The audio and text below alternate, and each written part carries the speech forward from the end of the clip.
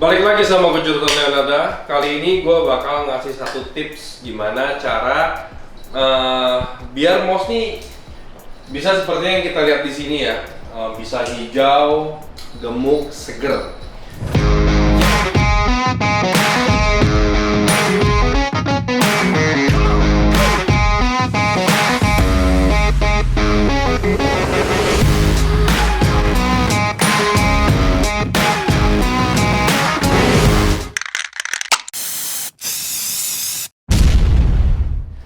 Sebenarnya satu lagi, ini salah satu pertanyaan yang sering banget gua temuin dalam komen, dalam Instagram dan lain-lain.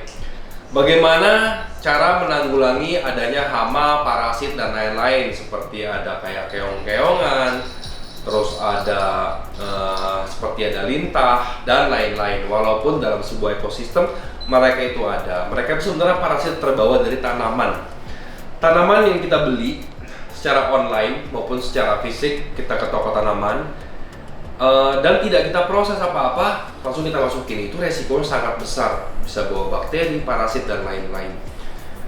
Gua akan mencontohkan bagaimana cara membersihkan tanaman dan cleaning, propagating, preparing sampai siap masuk. Nanti semua ada contoh-contohnya dalam biodome gue ini. Ini namanya biodome di sini. Biodome ini untuk menjaga kelembapan dengan desain yang unik. Mereka bisa penguapannya naik ke atas dan turun lagi melalui alur-alurnya, jadi nggak dripping, jadi moistnya tuh humidity bagus. Oke, kita gua ambil contoh. Ini mouse yang kondisinya udah jelek, yang udah seperti ini ya, tapi mouse tuh sebenarnya nggak bisa mati, jadi tetap hidup. Gua akan kasih contoh. Mouse ini kita beli misalkan lempengan di online dimanapun juga ya, dengan harga yang murah. Bisa dipakai, bisa. Ini ada satu proses. Ambil air secukupnya ya, air biasa aja, nggak usah air aneh-aneh. Masukin sabun, ini sebenarnya sabun cuci piring ya, apa aja mereknya. Udah secukupnya. Nah, nanti kita bisa lihat airnya agak berbuih.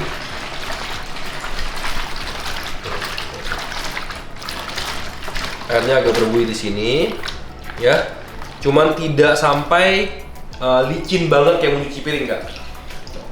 Ini kita bisa pakai sabun cuci piring, bisa juga kita pakai apa, pemutih seperti Baiklin tuh merek kali ya, aku nggak tahu lah, pokoknya pemutih pakaian bisa, tapi hanya sedikit ya, bukan banyak.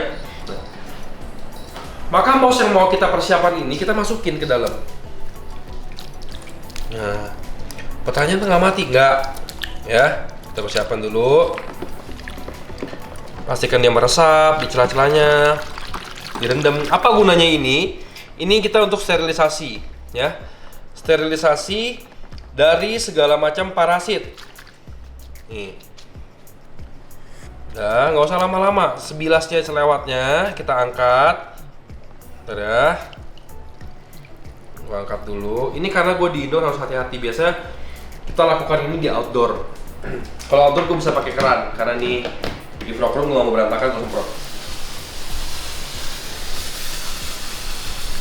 Pastikan bui-buinya semua habis ya. Ingat, prosesnya emang nggak secepat itu. Tuh.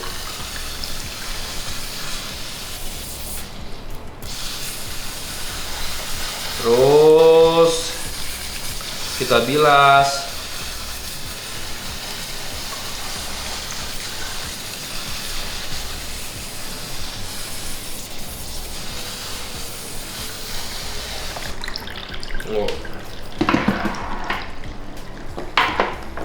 Ini kita bisa turunin ya. Ini gue taruh lagi di baskom. Makanya kalau bikin gini sekaligus beberapa, jadi nggak repot. Bentar ya.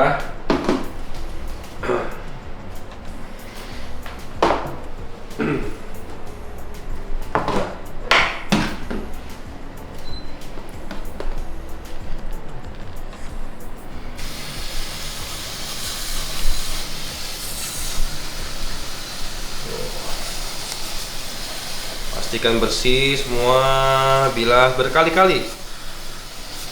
Lakukan berkali-kali. Paling enak kalau pakai keran. Ini gue cuma contohnya aja ya.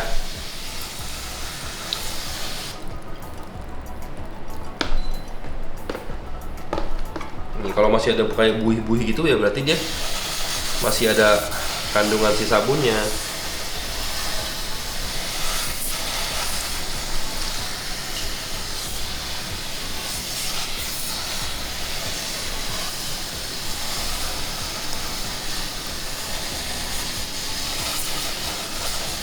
Kan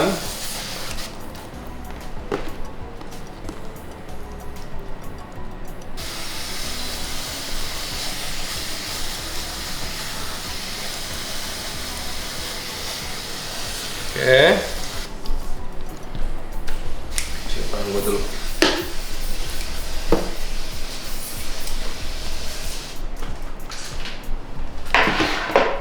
Nah, setelah melalui proses ini, kita buang airnya, gue bilas dulu sedikit.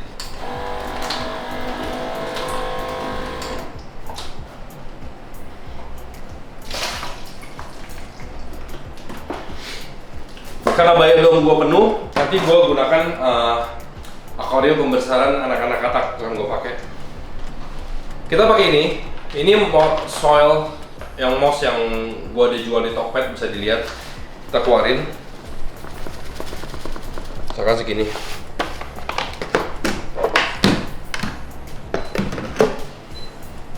Ini untuk makanan moss-mossnya sebenarnya yang mau kita pakai.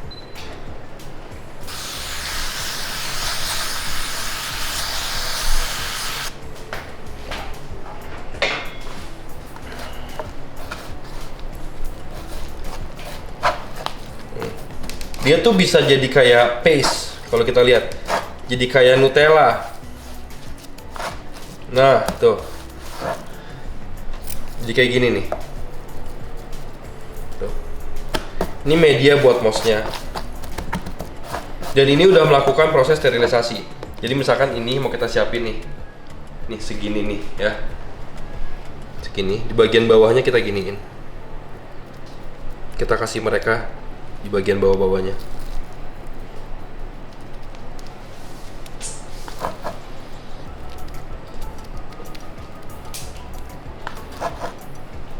Oke, udah siap satu.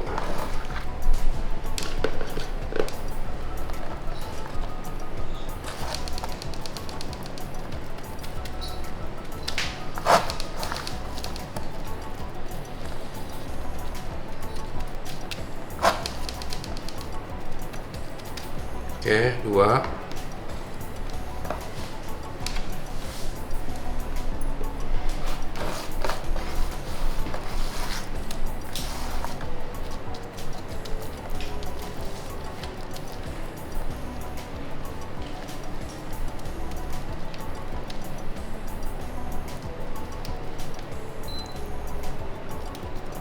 Nah, seperti ini. Setelah kita lakukan seperti ini akan masuk, karena nanti gue stepnya gue lengkap satu karena biodomnya udah penuh. Ini gue masukin dulu ke sini.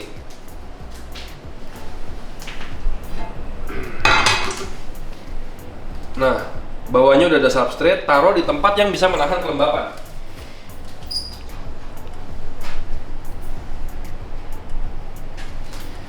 Kita lihat moss-moss ini kan udah pada kuning, udah pada jelek, ya. Taruh. Kita taruh. Ini kalau dilihat gue lagi nganakin Labisia turtle. Nah, setelah melalui proses yang kita lihat barusan, pembersihan, pemberian makanan di bawahnya dengan ini salah satu yang bisa mengurangi molding ketemu. Jadi sering banget kita nanam tiba-tiba kayak ada serabut-serabut putih tuh. Dan itu cukup mengganggu dalam pembuatan vivarium. Nah, ini ada sprayer biasa sih yang dimodifikasi. Di dalam sini bukan air putih. Dalam sini nih sebenarnya hormon untuk mereka semua. Dan jangan sembarangan masukin hormon atau pupuk yang bukan animal breed, ya, jangan sembarangan. Setelah kita taruh di sini, kita semprot tipis aja. Tuh. Kita semprot tipis. Ini contoh Cuman gue nggak tahu bisa terlihat jelas apa enggak yang sudah melalui proses-proses ini. Kelihatan nggak ya? Ini sebelahnya, yang itu masih proses. Seperti tadinya kuning, mulai menghijau sampai akhirnya dia gondrong-gondrong begini nih. Nah, kita berikan mereka makanan yang cukup.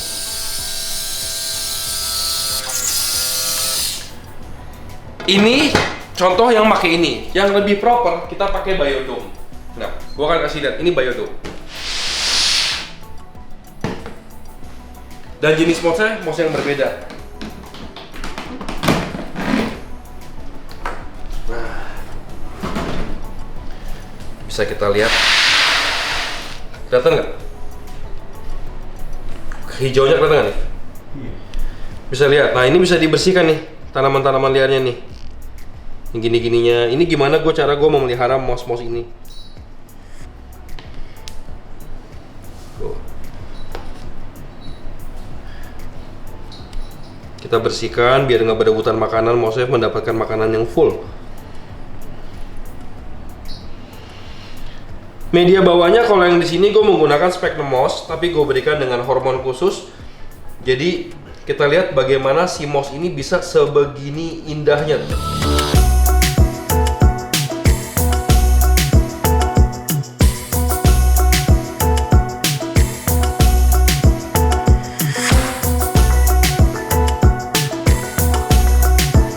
Nah, jadi kita lihat mouse ini sebagaimana dia bisa gemuk-gemuk kayak gini. Dan mereka ini kering, bukan mouse basah. Jadi lagi teraklimasi untuk persiapan masuk ke dalam vivarium si kodok, si katak. Nah, secara berkala gue akan semprot kayak gini. Jadi kalau hari ini gue berikan makanan hormon yang cukup untuk mereka, nah, selang 2 hari gue akan memberikan semprotan air.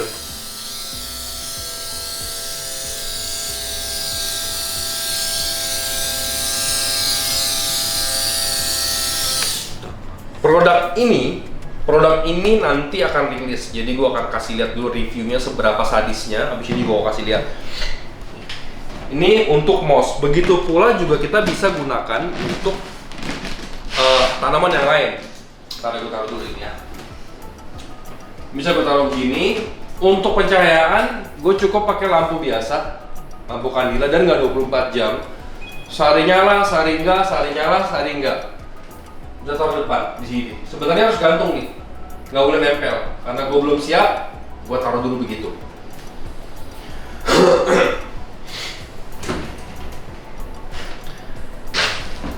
Di sini ada fern untuk background, ada bio phantom, ada juga mouse yang jenis lain, bukan yang jenis itu. Jadi ini koleksi mouse gue lah ya.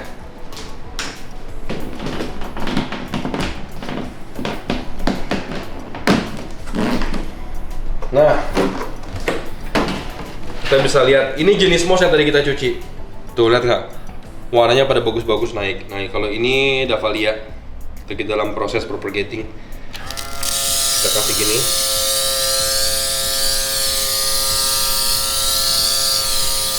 Ini makanan nutrisi yang luar biasa untuk mereka.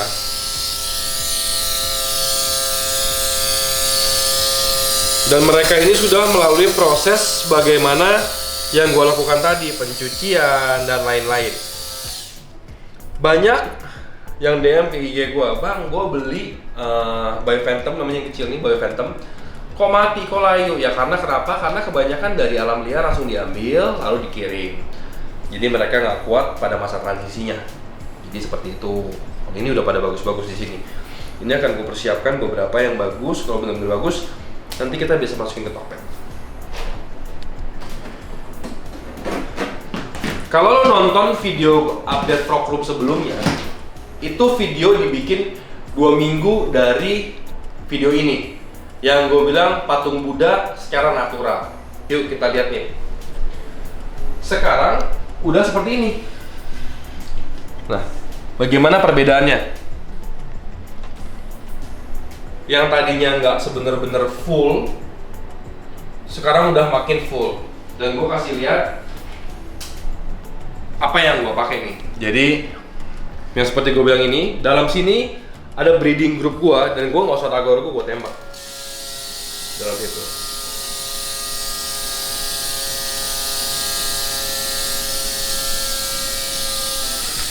Jadi ini adalah tips-tips bagaimana ngebuat bisa mouse seperti ini. Kayak lu lihat kan mouse di sini kan sangar nih. Tuh di bawah-bawah juga hijaunya seger. Kalau yang atas karena pencahayaan. Ini gue bisa tambahin gini nih. Nah, buat makanan mereka.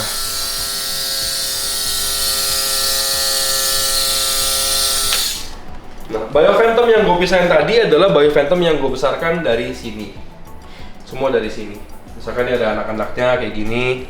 Tuh, dibesarkan. Nanti setelah besar bisa dipindahin. Baru nanti kita bisa jual. Warnanya beragam karena kembali lagi gue di sini gue pakai lampu bukan lampu yang bagus, lampu biasa. Jadi intensitasnya juga nggak terlalu sadis. Tentunya hasil warna hijaunya juga bisa berbeda.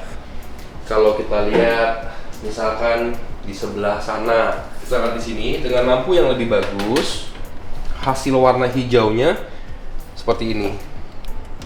Nah, ini kamera bisa dilihat ke sini. Ini moss yang tumbuh secara natural nih ke sini. Tuh. Itu natural dari sini dia merambat ke atas, sporanya menyebar. Pakai apa? Ya gue pakai hormon tadi sampai ke sini-sini. Jadi kalau kita bersabar bisa kelihatan ke sini juga sampai ke atas nih. Ini semua nanti akan penuh dengan moss, tidak ada lagi tampak seperti kayu. Nah, tapi semuanya ya perlu proses kesabaran, nggak ada yang instan gitu loh untuk mendapatkan komposisi vivarium yang sehat. Dan di sini gue juga sebentar lagi gue lagi nganakin di sini Selaginella hologram yang dikultur dari vivarium. Sini nih. Cuman nggak tahu apakah bisa menangkap warna birunya atau tidak. Nah, yang di sini area sini, mereka nih warnanya biru hologram. Bisa tuh ya kayaknya. Selaginella hologram.